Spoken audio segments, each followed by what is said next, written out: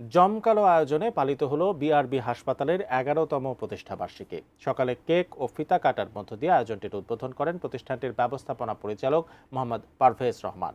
তিনি বলেন, হাসপাতালের চিকিৎসা সেবা মানুষের আস্থার জায়গায় পৌঁছাতে পেরেছে এবং আগামীতেও তাদের এই সেবা অব্যাহত থাকবে।